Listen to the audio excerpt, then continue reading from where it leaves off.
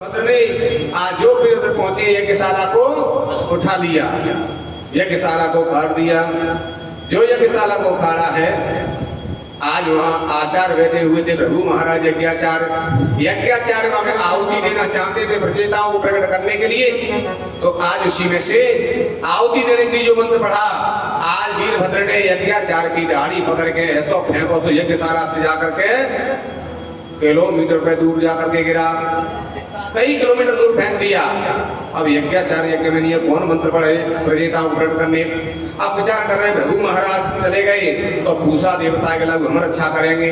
पूषा देवता जो आए यज्ञ की रक्षा करने, तो आज वीरभद्र ने मुक्का बनाया, एक भूसा मुंह में दिया तो 32 दांत एक ही मुक्का में बाहर आ गए। अब तो जाकर के भग देवता आए, दोनों वहीं थे, दोनों आंखें तोड़ दी। अब तो जो देवता आवे किसी को हाथ तोड़ दे, किसी को पैर तोड़ दे, सभी देवता अंग भंग कर दिए, पूरी यज्ञ ध्वंस कर दी वीरभद्र ने। अब जाकर के वहां पर यज्ञ के परीक्षित बने हुए दक्ष महाराज बैठे थे। प्रलय कालीन त्रिशूल जो उसमें दिया, आज उनका बाल भी बांका नहीं हुआ, रोंगटा तक नहीं कटा। क्यों? क्योंकि जब कोई यज्ञ होती है तो वहां पर उनके लिए रक्षा सूत्र बांधा जाता है। येन बद्धो बली राजा दानवेंद्रो महाबल तेन त्वां प्रदपदनामि रक्षेमाचलमाचलः। वहां रक्षा सूत्र बना हुआ है, इसलिए बाल भी बांका नहीं हुआ। जब बाल बांका नहीं हुआ, वीरभद्र विचार करता है कि लगता है आचार्यों ने इनका अभिमंत्रित करके रक्षा सूत्र बांध दिया रक्षा के लिए। मेरे हाथ नहीं बने, तलवार बनी है, त्रिशूल बने हुए, सब अस्त्र शस्त्र बने हैं, लेकिन मेरा जन्म तो बाद में हुआ है, मेरे हाथ नहीं बने हैं। ऐसा जान करके वीरभद्र ने दक्ष महाराज को पकड़ के उसकी सर को ऐसे घुमा के उखाड़ लिया, जैसे हम मूली के पत्ते उखाड़ लेते हैं, मूली के ऊपर से घुमा करके मुंड को उखाड़ लिया। और जैसे हम गोला की पूर्णाहुति करते हैं, ऐसे सर को लेकर के वीरभद्र ने कुंड में स्वाहा पूर्णाहुति कर दी, मुंड की। यज्ञ विध्वंस करके वीरभद्र लौट करके अपने कैलाश पर्वत चला गया। अब तो सबरे देवता रोते रोते भोले बाबा के पास में पहुंच गए और भोले बाबा से जाके स्तुति करने लगे, प्रार्थना कर रहे हैं, प्रभु आपके गण ने अंग भंग कर दिए हैं, अब तो कोई यज्ञ में नहीं लेगा, क्योंकि अंग भंग की पूजा नहीं की जाती है, नहीं तो असफलता मिलती है उस कार्य में। तो श्री सब देवता प्रार्थना कर रही है, क्या कह रही है कि भोलेनाथ से निराला कोई और नहीं, आप तो बड़े दयालु हैं, आप जैसा कोई दूसरा देवता नहीं है। सभी देवता मना रहे हैं, क्या कह रहे हैं? ऐसा डमरू बजाने वाला और नहीं, भोलेनाथ से मेरा कोई और नहीं,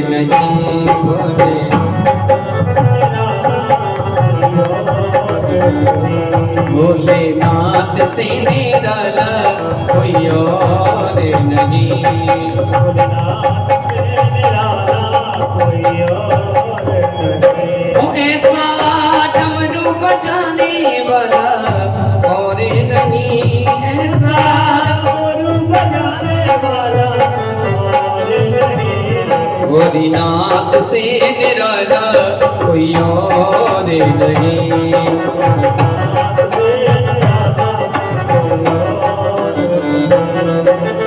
उनका डमरू डम डम बोले, अगम निगम की बेरी बोले, अगम निगम के बेरी बोले, अगम निगम के बेरी बोले। ऐसा भक्तों का रखवाला कोई और नहीं, ऐसा भक्तों का रखवाला कोई और नहीं, भोलेनाथ से निराला कोई और नहीं, भोलेनाथ से निराला कोई और नहीं। जब जब काया करवट बदले, पाप चमकते अगले पिछले, पाप चमकते अगले पिछले, पाप चमकते अगले, ऐसी ज्योति जलाने वाला और नहीं, ऐसी ज्योति जलाने वाला और नहीं, भोलेनाथ से निराला कोई और नहीं, भोलेनाथ से निराला कोई और नहीं। तुमने जग का कष्ट मिटाया, मुझको स्वामी क्यों बिसराया, मुझको स्वामी क्यों बिसराया, मुझको स्वामी क्यों बिसराया। अब तो मुझको बचाने वाला और नहीं, अब तो मुझको बचाने वाला और नहीं, भोलेनाथ से निराला कोई और नहीं, भोलेनाथ नाथ से निराला कोई और नहीं। वो शंभुनाथ से निराला कोई और नहीं, शंभुनाथ वो भोलेनाथ से निराला कोई और नहीं। आज सभी देवता भोले बाबा से स्तुति करने लगे, प्रार्थना करने लगे। तो भोले बाबा तो कैसे हैं? आशुतोष तुम अबडर दानी दानी, आरत हरव दीन जन जानी। आज भोले बाबा दूसरे के आरत को कष्ट पहुंचने वाले प्रसन्न हो गए। क्या बात है देवता?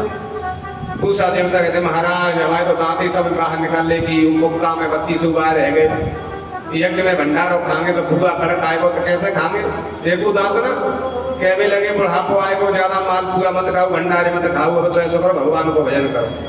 क्या भजन तो करेंगे फिर भी तो कुछ खाने चाहिए, तो ऐसा करो हम वरदान दे रही हैं, एक बिना खाओगे 1 वर्ष भूख नहीं लगेगी तुम्हें। तो क्या खाओगे? दांत की जरूरत है कि नहीं? दशहरा के दिन दान होगा, सब दान करेंगे, सब दान करेंगे और उससे तुम्हें भूख नहीं लगेगी और तुम्हें दांतों की जरूरत नहीं पड़ेगी। ऐसा क्या है? सतुआ। क्या सतुआ खाए लो घोर के और भजन करो, दांतन की कोई जरूरत नहीं, भंडार खाने की जरूरत नहीं। और मैं आशीर्वाद देता हूं जो भक्त दान करेगा दशहरा के दिन सतुआ का, उसे के घर में लक्ष्मी के भंडार भरे रहेंगे। तो दशहरा के दिन सतुआ का दान तभी किया जाता है। जो दान करता है उनके घर में हमेशा भोले बाबा का आशीर्वाद भंडार भरे रहते हैं, कभी भंडार खाली नहीं होते। और दूसरा देवता ने कहा तुम एक दिन खाओगे दशहरा के दिन तो 1 साल तुम्हें भूख नहीं लगेगी, मेरा आशीर्वाद। भगत बता के महाराज हमारे तो दोनों नेत्र ही फोड़ दिए हैं। कहने लगे जाओ तुम्हें भी मैं आशीर्वाद देता हूं, तुम्हें मित्र की दृष्टि से दिखाई देगा। आज जो देवताओं के पूसा देवता है हमारा, हमारी तो गाड़ी उखाड़ ली, रघु महाराज आएगा हमारी तो गाड़ी उखाड़ ली।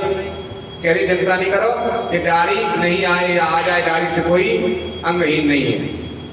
और किसी का हाथ टूट गया, किसी का पैर टूट गया, कह दिए जाओ दिव्य दृष्टि भगवान ने की है, अमृत दृष्टि आमासा, अमृत की दृष्टि करी है, देवता जैसे के तैसे हो जाती है। भोले बाबा से कहा चलो आप यज्ञ में, जब तक आप यज्ञ में नहीं जाएंगे तब तक वो यज्ञ सफल नहीं हो सकती।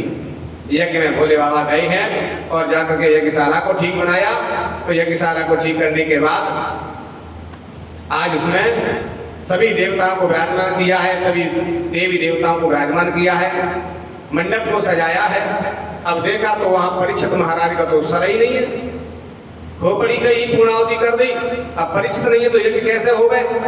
भोले बाबा ने कहा कि जाओ यज्ञ के लिए पशु बना हुआ है, इस पशु के सर को ला करके लगा दो धड़ते, मेरा आशीर्वाद है ये पर जिंदा हो जाएगा। दक्ष महाराज जिंदे हो जाएंगे, परीक्षित जी जिंदे हो जाएंगे। तो बकरा बना हुआ था बलि के लिए, बकरे की बलि दी जाती है यज्ञों में पहले, तो बलि के लिए बकरा बना हुआ, बकरे का सर ला करके और दक्ष महाराज के धड़ से जो लगाया, भोले बाबा के आशीर्वाद से दक्ष महाराज जीवित हो गए और बकरे की भाषा में बल बल करके भोले बाबा की स्तुति करने लगे। विचार कर रहे हैं बिना शिव के कोई यज्ञ पूरी नहीं हो सकती, जब तक शिव जी की आराधना नहीं करेंगे वो यज्ञ पूरी नहीं हो सकती। और देवों के देव महादेव नहीं आते तो यज्ञ सफल नहीं होती। भोले बाबा की स्तुति की है, प्रार्थना की है और यज्ञ किए है, यज्ञ करने से यज्ञ सफल हुई है और आशीर्वाद दिया। बल बल करके शब्द निकला है, आवाज निकली। तो आज भी कोई भोले बाबा के मंदिर में बम बम बोलता है बल बल शब्द करके, तो आज भोले बाबा खुश हो जाते हैं, उन्हें अपने ससुर की याद आ जाती है कि मेरे ससुर जी इस प्रकार मेरी स्तुति करते थे, तो खुश हो जाते हैं, आशीर्वाद दे देते हैं, उसकी इच्छा पूरी करते हैं। तो आज यज्ञ महाराज यज्ञ को सफल किया है, सभी प्रसन्न हुए हैं। दक्ष महाराज ने भी स्तुति की है और उसके बाद में श्री सुखदेव जी कहते राजन, इस प्रकार सती महारानी ने अपने पिता के यहाँ अपने शरीर को दग्ध किया और भोले बाबा से वरदान मांगा था, जहां भी मेरा जन्म हो आप ही मुझे पति के रूप में प्राप्त हो गए। सती मर हर्षण वर मांगा, जन्म जन्म शिव पद अनुरागा। जहां भी मेरा जन्म हो आप ही मुझे पति के रूप में प्राप्त हो। तो सती का दूसरा जन्म हिमाचल के यहाँ हुआ, तो इनका नाम पार्वती पड़ा है। पार्वती ने जाकर के तपस्या की है, ऐसी तपस्या की है, पत्ते खा करके भजन किया है, तो इनका नाम अपर्णा भी पड़ा है। और इन्होंने ऐसी तपस्या की है, भोले बाबा प्रसन्न हो गए हैं और भोले बाबा के साथ में पार्वती का विवाह हुआ, शिव पार्वती का विवाह हुआ। बोलिए शंकर भगवान की। श्री सुखदेव जी कहते हैं, राजन जे हमने आपसे मनु महाराज की जो 3 कन्या थी, आकुति, देवहूति और प्रसूति, तीनों कन्याओं के वंश का हमने वर्णन किया है। अब मनु महाराज के जो 2 संतान पुत्र हुए, उनके एक पुत्र का वर्णन करते हैं। श्री शुकोवाच, सुखदेव जी कहते हैं, अतः कीर्तये वंशम पुण्य कीर्ते पुरोद्वहम स्वयं भवस्य मनो हरिरंसान जन्मनः। इनके वंश में महाराज बड़े ही कीर्तमान वंश है। इनके उत्तानपाद के नाम के एक पुत्र थे, एक प्रियव्रत नाम के पुत्र थे, वो भजन में लीन थे। उत्तानपाद राजा ने मनु महाराज के राज्य को संभाला है और इनके 2 विवाह हुए और पहले कोई संतान नहीं हुई, वो खंडर में रहने लगी बड़ी रानी, और उसके बाद में दोनों के एक बालक हुआ। तो जो सुनीति थी वो बड़ी रानी थी, वो खंडर में रहती थी, सवा से जौ मिलता था, 1 घड़ा जल मिलता था पूरे दिन के लिए। उनके यहाँ सुनीति के यहाँ ध्रुव का जन्म हुआ। और सुरुचि नाम की जो रानी थी वो घर में महलों में रहती, उनके यहाँ उत्तम नाम का एक पुत्र हुआ। धीरे धीरे दोनों बालक बड़े हो गए और जब बड़े हो गए 5 वर्ष के हो गए तो ध्रुव जी महाराज के लिए सुंदर वस्त्र पहनाए और ढिटोना लगाया है, सुंदर सजाया है। आज कपड़े पहन करके ध्रुव जी महाराज जैसे ही बाहर गए, दरबार में महाराज बैठे थे उत्तानपाद। आज उत्तानपाद की गोदी में दूसरा बेटा भाई बैठा था उत्तम। आज ध्रुव ने विचार किया, मेरे पिता हैं, मैं अपने पिता की गोदी में जाके बैठूं। जैसे ही ध्रुव जी महाराज गोदी में बैठने के लिए गए तो राजा ने देखा मेरा ही बेटा है, दूसरी रानी का बेटा है, सुनीति का, बड़ा सुंदर है, नवा धोआ कपड़े पहने हुए हैं, बहुत अच्छा लग रहा है, मैं इसको अपनी गोदी में बैठा लूं। एक में उत्तम बैठा है, एक में ध्रुव को बैठा लूं। जो हाथ बढ़ाए लेने के लिए, इधर ध्रुव जी ने हाथ बढ़ाए, इधर सुरुचि विचार करती है महाराज ने आज गोदी में ले लिया तो आज गोदी में लेंगे और कल राज का आधा बंटवारा हो जाएगा। इसलिए ये तो खंडर में रहती है, सवा से जौ मिलता है, इसको 1 घड़ा जल मिलता है बस इसकी माँ को, और जो खाक ब्राह्मणी है इसको राज्य में अधिकार नहीं मिलेगा। इसलिए हाथ पकड़ लिया ध्रुव का सुरुचि ने और झटका देकर के पीछे कर दिया और कहा, अगर तुम्हें गद्दी पे बैठना है तो तुम्हें पहले भगवान का भजन करना होगा और भजन करके और जाकर के भगवान से वरदान मांगो, मेरी इच्छा से जन्म लोगे तब तुम जाके गद्दी पे बैठने का अधिकार प्राप्त हो। ऐसे झटका दे करके पीछे को कर दिया। तो आज ध्रुव जी महाराज रोते रोते अपनी सौतेली माँ के वज्र बाण लगे, हृदय छलनी हो गया। रोते हुए ध्रुव जी महाराज आज अपने माँ के पास पहुंचे। जैसे रोते हुए जा रहे, सुनीति ने सुना मेरा बेटा रो रहा है, क्या बात हो गई? तो आज कहने लगे कि ओ दुखियारी के दुखी लाल, ओ दुखियारी के दुखी लाल, किस बेदर्दी ने पटका है और मुझने पूतनी के सपूत आज किसकी आंख में खटका है। हम तो पहले से ही भागे हैं, खंडर में रह रही है, समाज से जो मिल रहा है, किसकी आंख में खटक गया, किसने तुझको सताया है? आज जैसे पास में आया ध्रुव जी अपनी मैया से कह रहे, माँ अगर कोई पराया दूसरा कुछ कहता है तो इतना बुरा नहीं लगता, वो अपने व्यक्ति जब अपने होकर के ताहने देते हैं वो सहन नहीं होता। तो किसने कहा है? तो कह रहे हैं किसी और ने नहीं, मौसी ने मुझसे कहा है। क्या कहा? तो आज कहता है ध्रुव कि मौसी ने मुझको दे पटका, झटका दे दिया कलाई में, 2-4 शब्द भी कह डाले माँ तेरी मेरी बुराई में। वो परम पिता है बता कहाँ, जिस जगह ढूंढने जाऊं मैं, कोई सीधी सी राह बता जिस जगह ढूंढने जाऊं मैं। हे माँ, किसी और ने नहीं, मौसी ने मुझको दे पटका झटका दे दिया कलाई में, मेरी कलाई पकड़ के मुझे झटका दिया, पीछे कर दिया और कहा कि तूने एक अभागन से जन्म लिया है। अगर मेरी पिटाई कर लेती, मेरे को डांट लगा देती, मुझसे कुछ कह लेती, मुझे बुरा नहीं लगता। लेकिन जिसने मुझको जन्म दिया है, मेरी माँ को अभागन कहा। अपने माता पिता भगवान की कभी बुराई गुरु की नहीं सुनना चाहिए। अगर सामर्थ्य हो तो उसकी जीभ निकाल लेना चाहिए, अगर सामर्थ्य नहीं है तो वहां से कान बंद करके वहां से चले जाना चाहिए। तो आज मेरी माँ से अभागन कहा, इसलिए हे माँ अब बता वो परम पिता कहाँ मिलेगा, परमात्मा जिसका भजन करने के लिए माँ ने कहा है, मैं उसका भजन करूंगा और वरदान लेकर के गद्दी पे बैठूंगा और तुझे राजमाता का पद दिलवाऊंगा। इसलिए बता वो परमात्मा कहाँ मिलेगा। आज वो कहती है बेटा कोई बात नहीं है, वो तुम्हारी माँ है। माँ अगर कुछ कह दे, अपने कोई बड़े कुछ कह दे, उनका बुरा नहीं लगना चाहिए कि नहीं माँ, अगर मुझसे कुछ कह लेती, पिटाई कर लेती, मुझे बुरा नहीं लगता। लेकिन मेरी माँ को अभागन कहा, मेरी जन्मदात्री माँ को अभागन कहा है। तो आज वो कहती है अभागन से अभागन कह दिया तो क्या बुरा कह दिया। हम खंडर में रहते हैं, अगर हमारा भाग्य अच्छा होता तो जो दूसरी रानी आती भी पहले तेरा जन्म हो जाता तो पुत्र आ जाता तू पहले, तो काय के लिए दूसरा विवाह करते महाराज। वो तो पहले ही मना कर रहे थे, मैंने जबरदस्ती विवाह करवाया। लेकिन कोई बात नहीं, तुम क्षमा कर दो। ऐसा बताते हैं कि गलती पर जो गलती करे उसे शैतान कहते हैं, और गलती को नहीं माने उसे हैवान कहते हैं, और गलती करके जो छोड़ दे उसे इंसान कहते हैं, और गलती को जो भुला दे उसे भगवान कहते हैं। इसलिए कोई बात नहीं, जो हो गया उसे छोड़ दो, जो जैसा करेगा वैसा भरेगा, कोई बात नहीं है।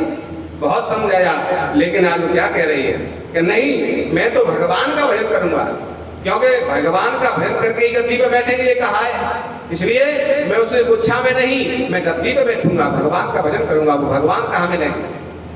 आज जैसी भगवान के भजन करने की बात कही, आज उनकी माँ गदगद हो गई।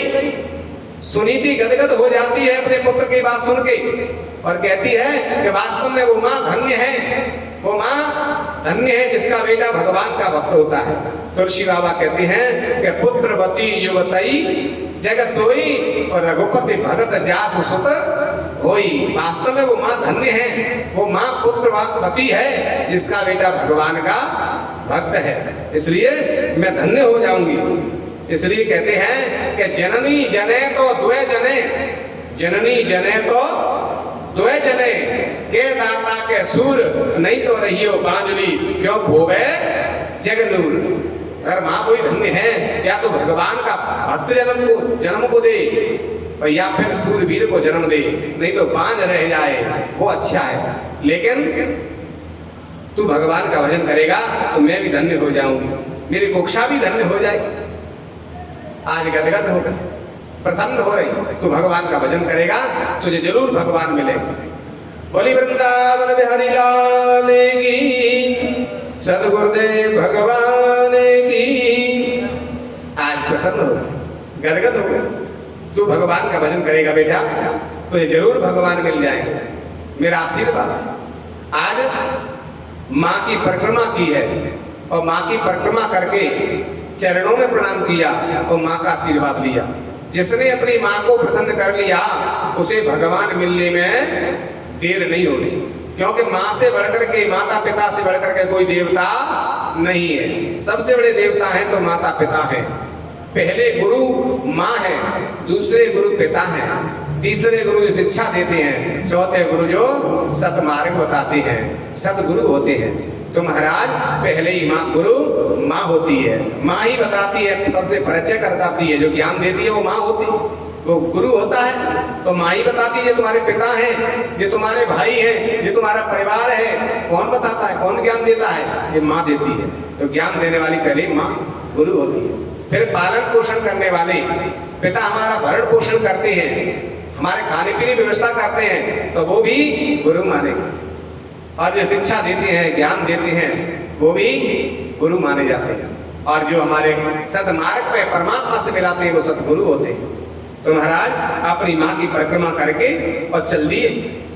माँ ने हृदय से आशीर्वाद दिए जाओ तुम्हें जरूर भगवान की प्राप्ति होगी। माँ का आशीर्वाद लेके गए तो आज उन्हें सामने ही संत के दर्शन हो गए, नारद जी की प्राप्ति हो गई। क्योंकि माँ का आशीर्वाद होता है उसे सतमार्ग अपने आप मिलता जाता है, सदगुरु मिल जाता है माँ के आशीर्वाद से। माँ का आशीर्वाद होता है उसे समर्थ गुरु मिलता है। गुरु तो होते सबके, लेकिन समर्थ गुरु जिसका होता है उसे परमात्मा मिलते हैं। आज जाकर के नारद जी के चरणों में प्रणाम किया। जो प्रणाम किया नारद जी गदगद हो गए। लगता है ये कोई भगवान का भक्त है, 5 वर्ष की अवस्था है, लेकिन इसके हृदय में भगवान की भक्ति है। नारद जी ने पहचान लिया क्योंकि संत 5 वर्ष का है और संत को देखते ही चरणों में साष्टांग प्रणाम कर रहा है। ये पहली भक्ति है। प्रथम भगत संतन कर संगा। संतों को देखते ही जिसका मस्तक झुक जाए, संतों की जो सेवा करे, समझ लो ये भगवान की पहली भक्ति इसके हृदय में विराजमान है। भगवान की भक्ति इसके हृदय में होती है, उसे भगवान की प्राप्ति शीघ्र हो जाती है।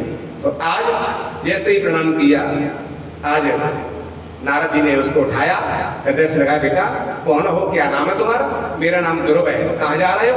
भगवान का भजन करने जा रहे हैं। नारद जी कहते 5 वर्ष की अवस्था में, ये खेलने कूदने की अवस्था है तुम्हारी, खेलने की अवस्था है, इसमें भजन करने जा रहे हो? आज कहते नहीं नहीं, मैं तो भजन करूंगा, मेरी माँ ने कहा है, और मैं गद्दी पे बैठूंगा, राजा बनूंगा, अपनी माता को राजमाता का दर्जा दिलाऊंगा, भजन करने जाऊंगा। आज कहते बेटा अभी तुम लौट जाओ, छोटे बालक हो, जंगल में तुम्हें कौन खिलाएगा? भूख लगेगी तो कौन खिलाएगा? तो आज ध्रुव जी कहते हैं, सुनो महाराज, मेरी माँ कहती है कि जब दांत नहीं तब दूध दयो, अब दांत दे कछु और देगो। महाराज आप एक बात बताओ, जब मेरे दांत नहीं थे तो मेरे खाए की व्यवस्था तुमने करी, मेरी माँ के स्तनों में दूध का कनेक्शन तुमने करवाया, और जब मेरे दांत आ गए तो माँ के स्तनों से दूध अपने आप बंद हो गया। ये कनेक्शन तुमने चालू करवाया, तुमने बंद करवाया, कहाँ से व्यवस्था हुई? जब मेरा जन्म नहीं हुआ उससे पहले भगवान ने मेरी माँ के स्तनों में दूध भेज दिया। जब मेरे दांत आ गए दूध अपने आप बंद हो गया माँ के स्तनों में, और मैं भोजन करने लगा। तो ये व्यवस्था, सारी व्यवस्था भगवान कर रही है। दांत नहीं तब दूध दयो, दांत दे अब कछु और देखो, भोजन व्यवस्था वो करेगा, हम क्यों चिंता करें? जिसने जन्म दिया है वो व्यवस्था करेगा। हम तो बेफजूल में ही इधर के उधर झंझट में फंसे रहते हैं, सारी व्यवस्था तो भगवान कर रहे हैं। हमें तो कर्म करना चाहिए, भजन करना चाहिए, प्रभु का चिंतन करना चाहिए। जैसे आज कहा, आज कहते बेटा इतना दृढ़ विश्वास है कि हाँ मैं लौट के नहीं जाऊंगा, मैं तो भजन करने जाऊंगा। क्यों? क्योंकि मेरी सौतेली माँ ने कहा है भजन करके भगवान के दर्शन करोगे तब ये गद्दी मिलेगी, तो भजन करने जा रहा हूं। हम गरीब हैं, हमसे कितना अपमान किया मेरी माँ से, आगे ने कहा है, इसलिए लौट के नहीं जाऊंगा। कह रहे हैं कि गरीबी मेट देती है, गरीबी मेट देती है जो रिश्ते खास होते हैं, और पराये अपने होने लगते हैं जब पैसे पास होते हैं। इसलिए गरीबी में कोई अपना नहीं होता, और जिसके पास पैसा होता है, पद होता है, पावर होता है, लोग आगे पीछे घूमते, जय जयकार करते उसकी। इसलिए हमारे लिए कोई जगह नहीं थी, गोदी में भी जगह नहीं मिली पिता के में, हम लौट के नहीं जाते। मेरा दिल टूट गया है।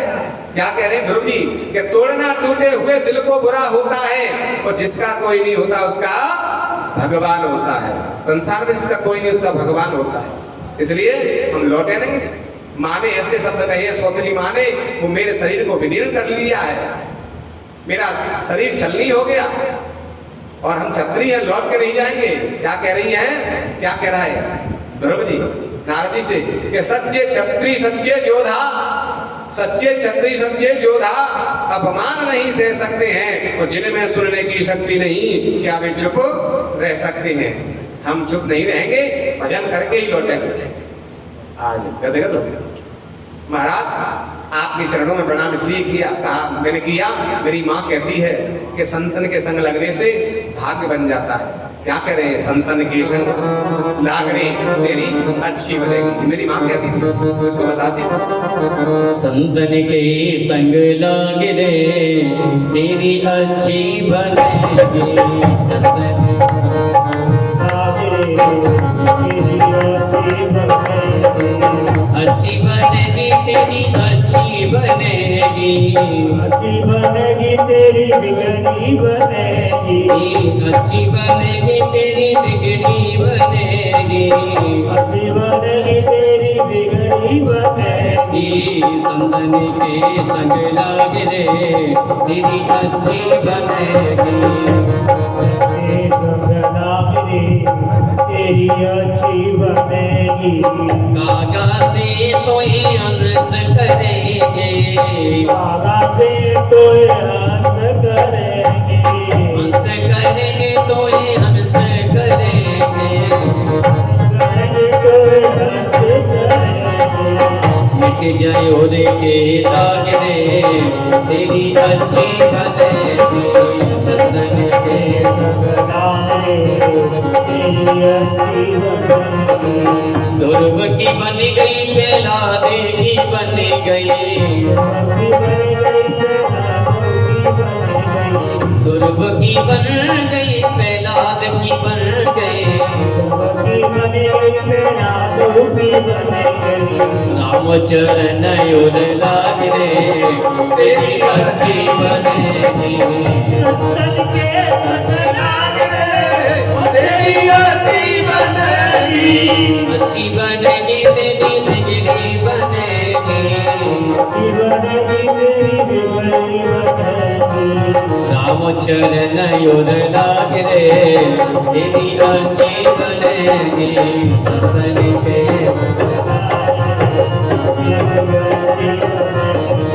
संतन के संग लाग रे तेरी अच्छी बनेगी। आज ध्रुव जी कह रहे, मेरी माँ कहती है संतन के संग लाग रे तेरी अच्छी बने, कागा से तो हंस करेंगे, मिट जाए उड़ के दागरी तेरी अच्छी बने, संतन के संग लाग रे। महाराज आज जैसे ही सुना, संतों के चरणों में इतनी भक्ति है, भगवान के में इतनी श्रद्धा है, इतना विश्वास है, इसे भगवान जरूर मिलेंगे। बेटा अभी तुम्हारी दीक्षा नहीं हुई है, और जब तक दीक्षा संस्कार नहीं होता है तब तक उसके हाथ का पानी भी नहीं पीना चाहिए। अदक्ष के हाथ का पानी पीने वाला भी नरक जाता है। अभी तुम्हारी गुरु दीक्षा नहीं हुई है, लौट जाओ, तुम्हें भजन करने का फल नहीं मिलेगा। आज जैसी कहा, पूछा तुम कौन हो, अपना परिचय दो महाराज। इन्हें मेरा नाम नारद है। जो नारद कहा, ध्रुव जी कहते बिल्कुल झूठ, तुम नारद नहीं हो सकते। लेकिन क्यों? क्योंकि मेरी माँ कहती है जिसको एक बार नारद मिल जाते हैं वो संसार में कैसी भी गृहस्थी में फंसा हो उसे संसार से हटा करके भगवान के भजन में लगा देते हैं, विरक्त बना देते हैं। दक्ष महाराज के पुत्र हुए, उनको नारद जी ने ज्ञान दे करके उनको बाबा जी बना दिया, बैरागी बना दिया, और तुम लगते हो नारद नहीं, तुम तो कोई भैरव किया हो। मैं भजन करने जा रहा हूँ, मुझे लौटा रही हो गृहस्थी की ओर, संसार की ओर, तुम नारद नहीं, तुम तो कोई भैरव किया हो। नारद तो हो ही नहीं सकते। नारद को संसार से हटा करके और परमात्मा से जोड़ते हैं, उनका नाम नारद है। नारम ज्ञानम ददाति इति नारम, अज्ञानियों को ज्ञान देकर के परमात्मा से जोड़ते हैं, उसका नाम नारद है। इसलिए तुम नारद नहीं।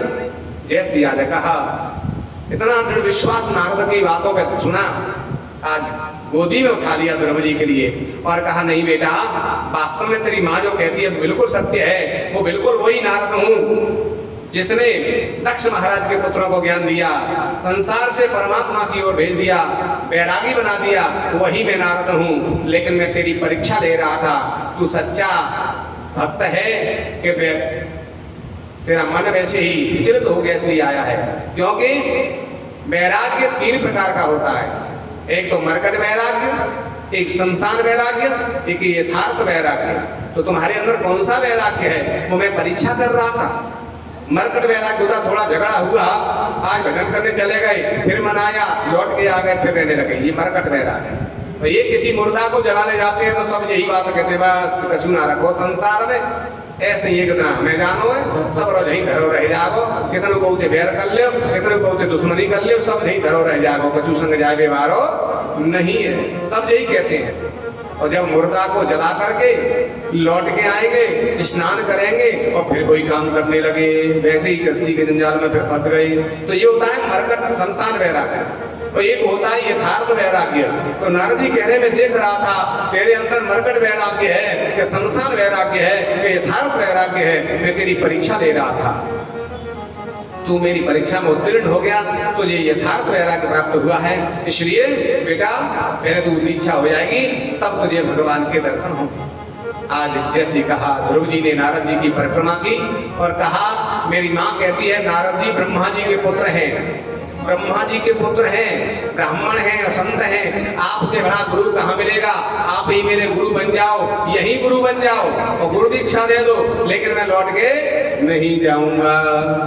आज नारद जी ने से जैसे कहा, नारद जी ने वहां ध्रुव जी महाराज को गुरु दीक्षा दी है, रास्ते में ही गुरु दीक्षा दे दी, मंत्र दिया है, द्वादशाक्षर मंत्र दिया, बेटा इस मंत्र का जाप करो और खाने पीने पे कंट्रोल रखना, जो मिल जाए उसी से अपनी व्यवस्था करना, जिन्हीं के भोजन मिले तभी भजन होगा।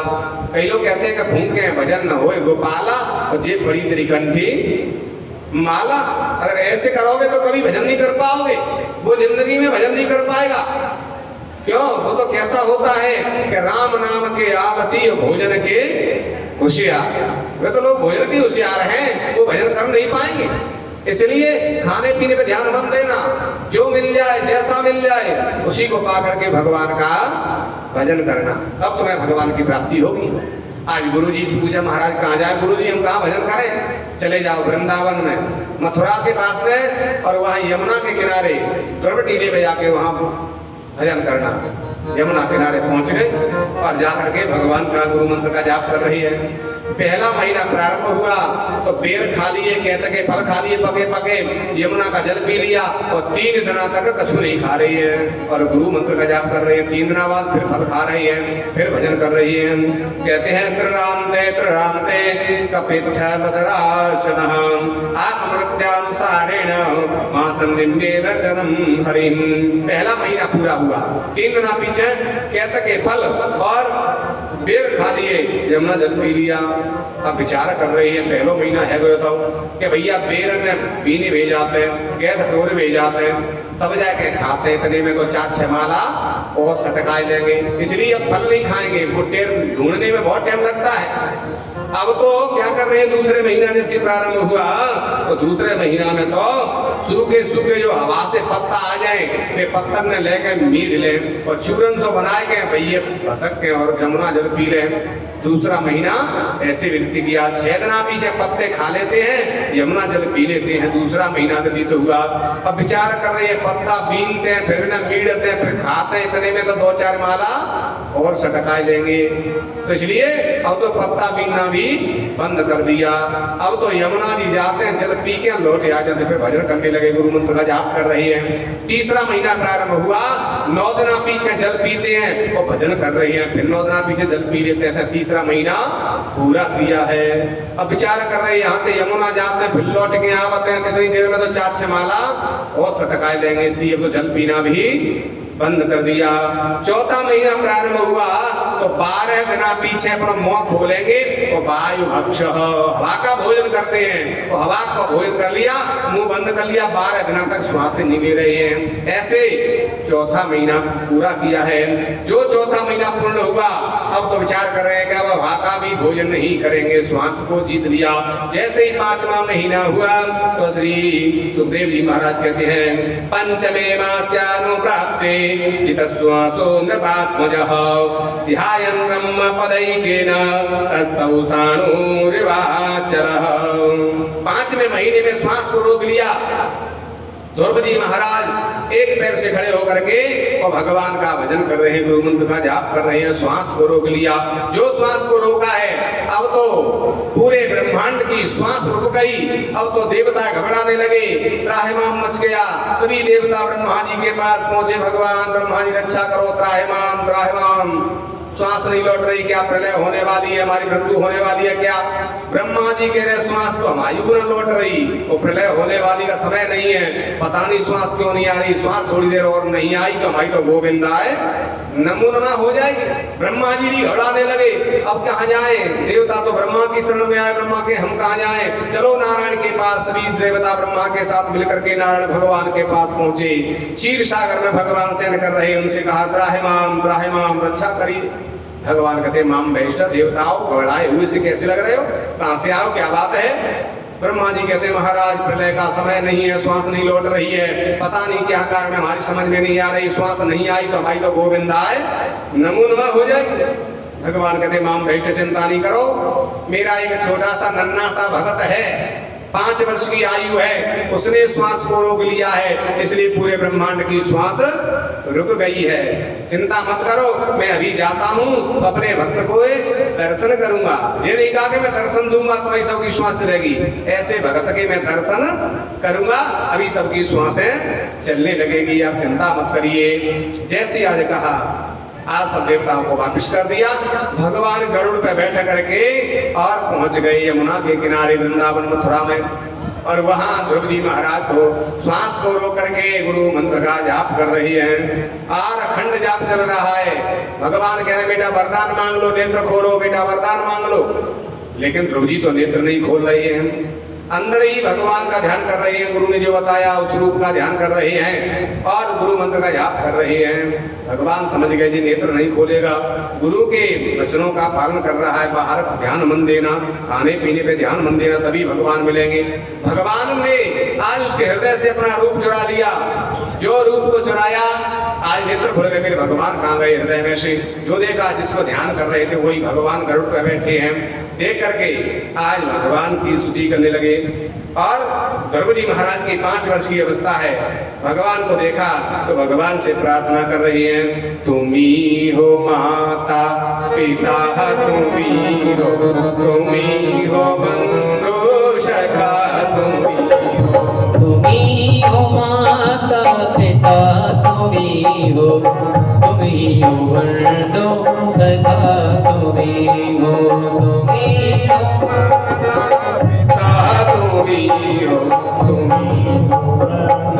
सखा, तुम ही हो साथी, तुम ही सहारे, कोई ना अपना सिवा तुम्हारे, कोई ना सिवा तुम्हारे, कोई ना अपना सिवा तुम्हारे, कोई ना अपना सिवा तुम्हारे। तुम ही हो नैया, तुम ही की भैया, तुम्ही हो नैया, तुम ही हो बंधु सखा, तुम ही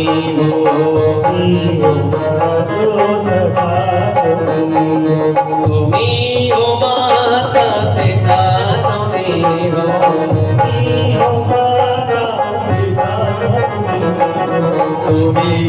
बंधु सखा, तुम ही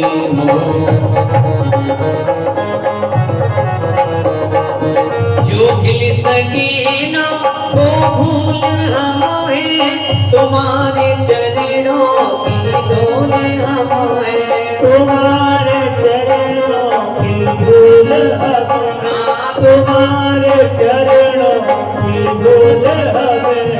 जो खिल सके ना वो फूल हमें, तुम्हारे चरणों की धूल हमें, तुम्हारे चरणों की धूल हमें, तुम्हारे चरणों की धूल हमें।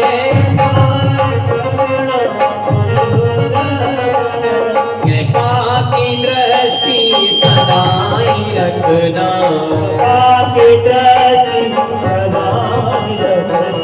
तुम ही हो साथी सखा, तुम ही हो माता, तुम ही हो बंधु सखा, तुम ही हो बंधु सखा, तुम ही हो बंधु सखा, तुम ही हो। द्रौपदी महाराज भगवान की स्तुति कर रही है। नन्हेशे भगत की स्तुति सुन करके 5 वर्ष की अवस्था तोतली भाषा में बात करता है। तोतली भाषा में स्तुति को सुन करके भगवान गदगद हो गए, प्रसन्न हो जाते हैं। बेटा वरदान मांग लो, वरम कोई वरदान मांग लो।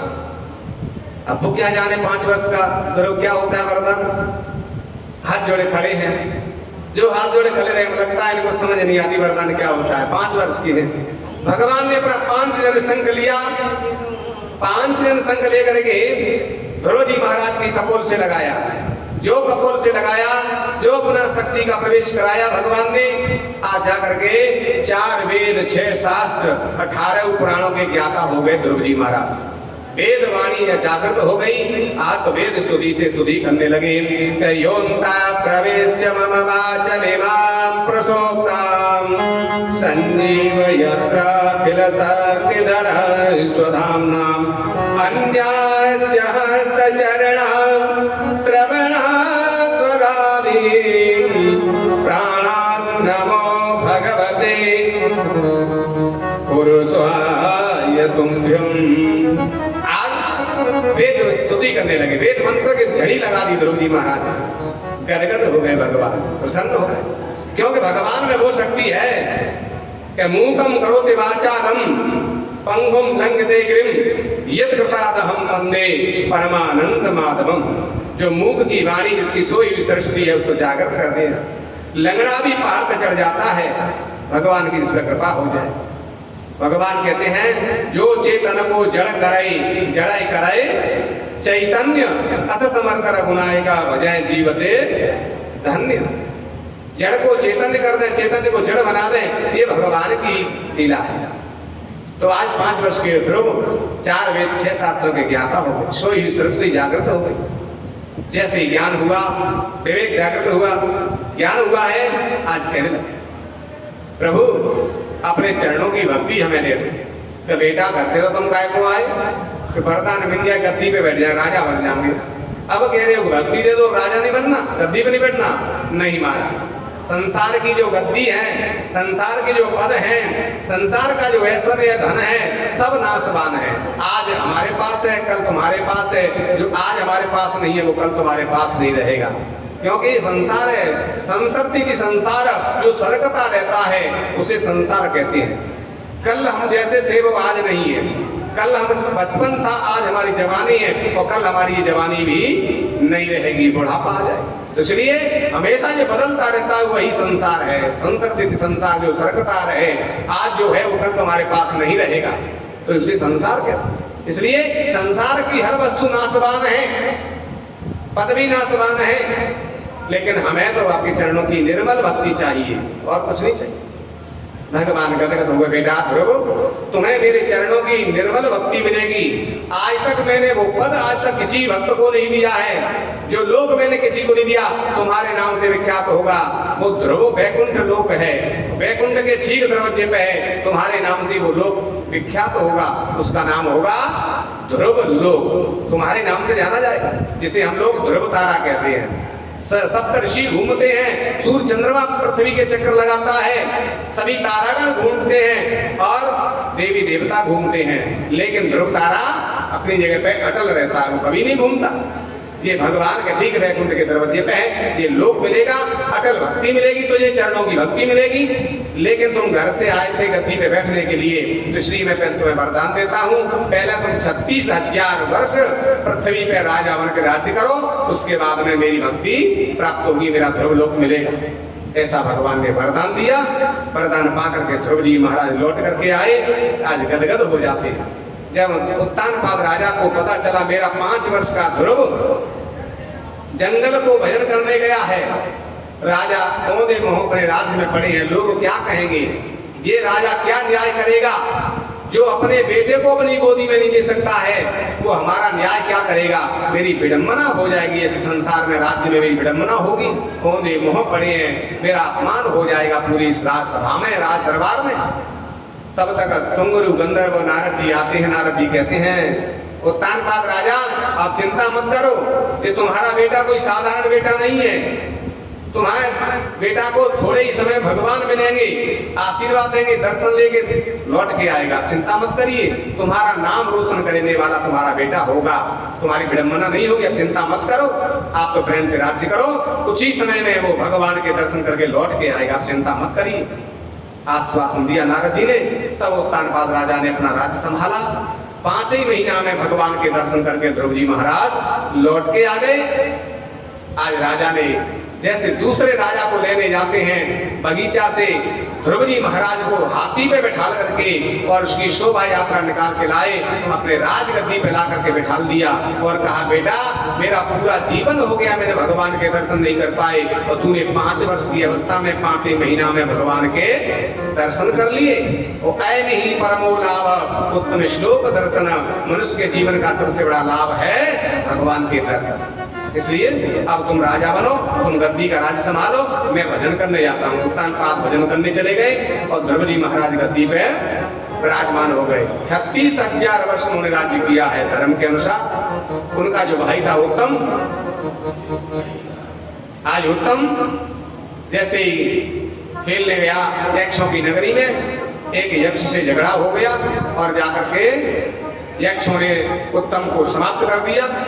उत्तम को ढूंढने के लिए उसकी माँ सुरुचि जब जंगल में गई तो बांसों में बांस घिस करके अग्नि प्रकट हो गई और सुरुचि अग्नि के जलने से भस्म हो जाती है जंगल में। अब तो जाकर के ध्रुव जी को पता चला मेरा भाई यक्षों ने मार दिया और मेरी जो माती सौतेली वो जल के भस्म हो गई।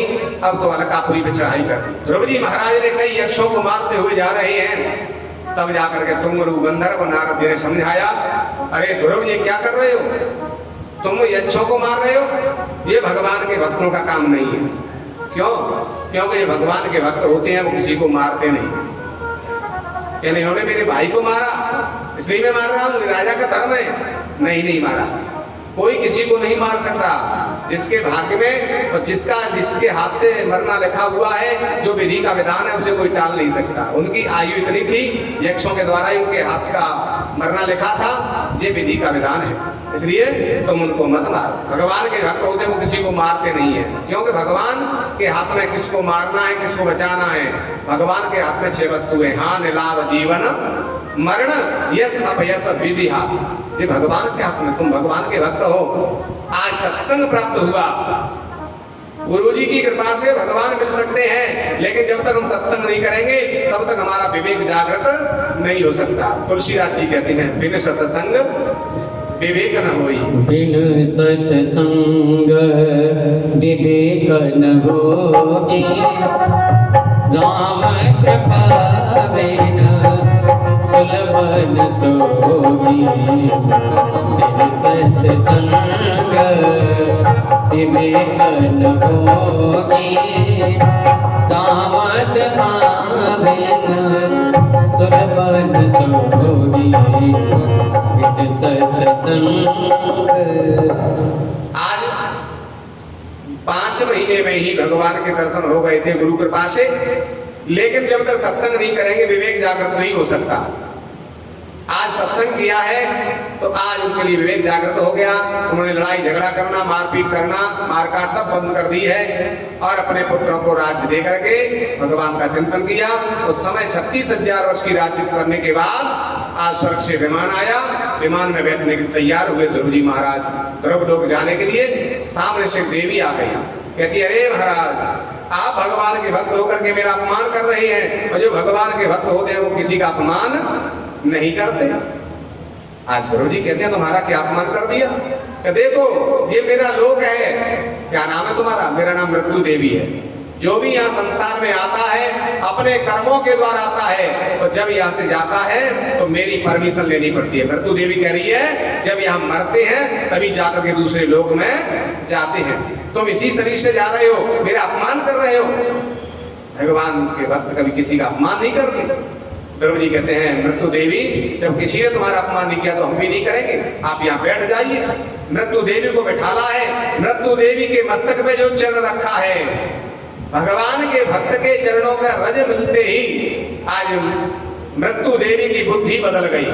आज वो कहती है ऐसे भगवान के भक्तों के चरणों की रज पा करके मैं तो गदगद हो गई, अब तुम्हें मरने की जरूरत नहीं है, मुझे मरने की जरूरत नहीं है, अब तो मैं आशीर्वाद दे रहा हूं, जाओ तुम, मेरा आशीर्वाद है इसी शरीर से अपने ध्रुव लोक जाइए। आज मृत्यु देवी पे भी वरदान प्राप्त हो गया जी, भगवान की कृपा है, भगवान की भक्ति का प्रभाव है। मृत्यु देवी भी वरदान दे रही है, जाओ इसी शरीर से तुम ध्रुव लोक चले जाओ।